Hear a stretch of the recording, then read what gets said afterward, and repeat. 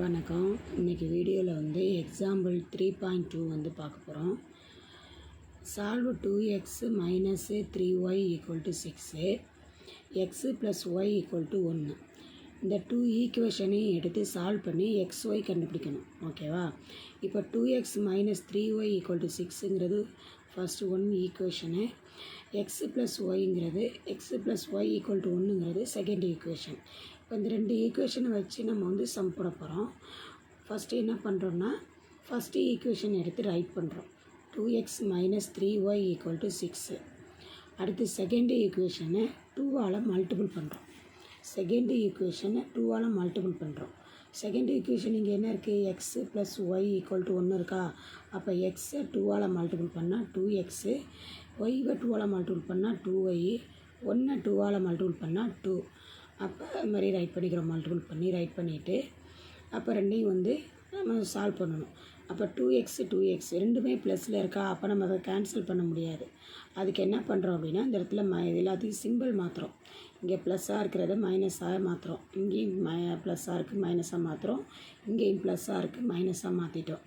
இப்போ சம்மு வந்து 2xையும் கேன்சல் பண்ணிடுறோம். அப்போ இங்கே மேலே மைனஸ் 3y இருக்குது, இங்கே மைனஸ் 2y இருக்குது.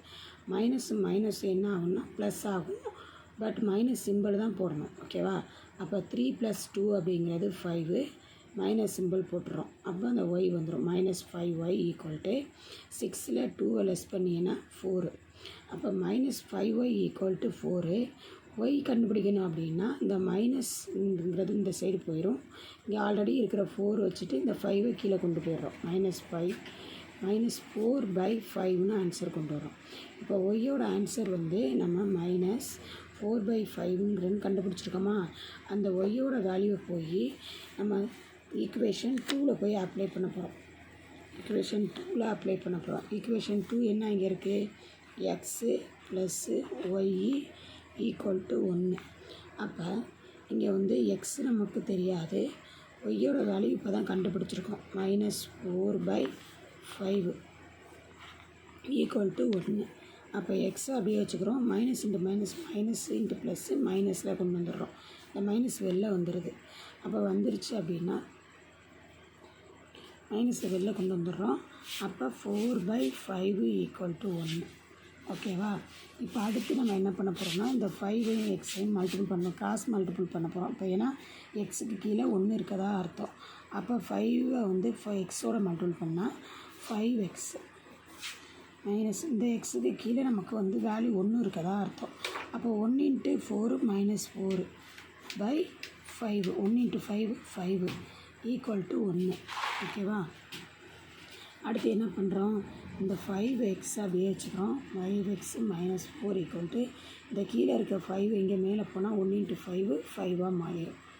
டிவைடில் இருக்கிறது மேலே போனால் மல்டிபிளாக மாறுது.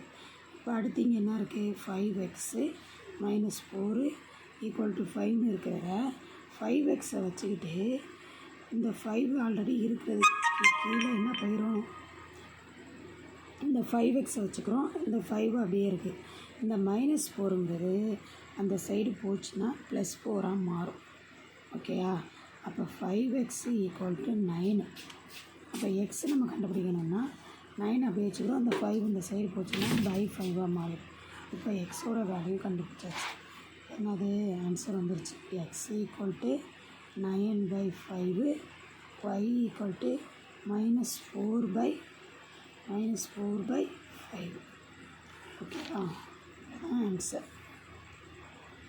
இதுதான் ஆன்சர். எக்ஸ் ஒய் கண்டுபிடிச்சிட்டோம். ஓகேவா? தேங்க்யூ.